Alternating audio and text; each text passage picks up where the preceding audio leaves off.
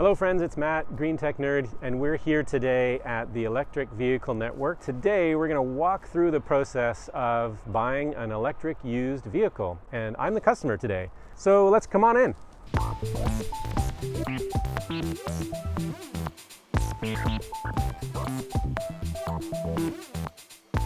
Daryl is going to walk me through how customers can enjoy the electric vehicle purchasing experience. So the first thing when it comes to discussing electric vehicles I like to do is actually just relax and understand a little bit about where the potential buyer's thinking is and their familiarity and knowledge of EVs in general. Have you thought about charging, number one? So we have a charger at home, we have that installed. Who is going to drive the vehicle? Most likely would be me and my wife.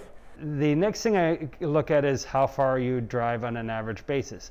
Usually people will start to tell me about their farthest trip they've ever done in their life, and they say that's really what I'm thinking about, and that really is not relevant to your day-to-day need. How many people would be in the vehicle on a daily basis, and then how much do you carry in the vehicle on a daily basis? My commute is about 25 kilometers each way when I'm at the office. Of course, we're filming this in Corona time, so very few of us are going to our offices at the moment. A study has recently been done about what people would like to see, a minimum range that they'd like to see in a vehicle.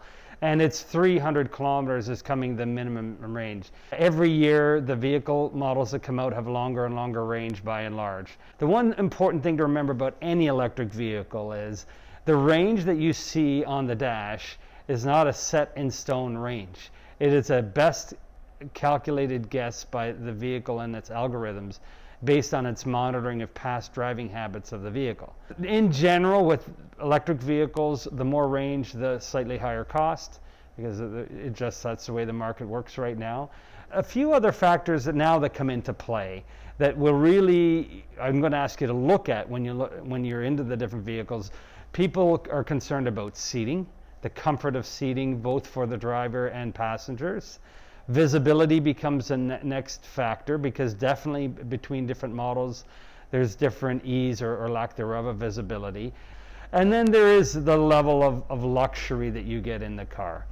Different manufacturers have different levels of taste and style. That will become one of your deciding factors. So we talked about performance, ride comfort, lower maintenance costs, fuel savings, environmental impact, range, acquisition costs. Yes. There is a relatively higher upfront cost for the same sort of size and range and everything else. Potential electric vehicle buyers have to recognize, yes, I will be paying more upfront, but the savings from there on in fuel and maintenance and convenience will definitely have a lower total cost of ownership over time. When you weigh out all the other factors that we've discussed so far, people tend to go up in their price point to get some extra features or benefits than maybe what they would originally started with. The one important thing that I try and get across to all our shoppers here is that we, first of all, try and find what's important to the shopper, go through all those variables, and at the end of the day, we source cars in the US market for what people are looking for, or even in the Canadian market.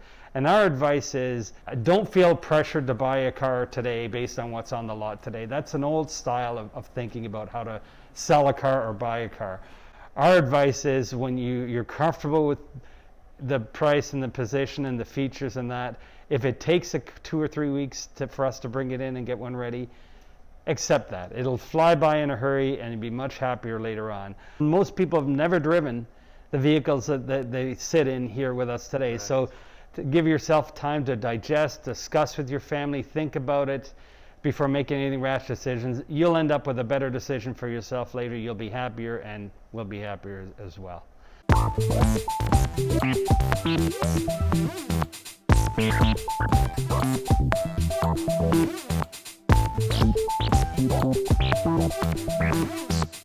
Thanks for watching this episode of Green Tech Nerd, and head on over to greentechnerd.com for more content like this. Thanks.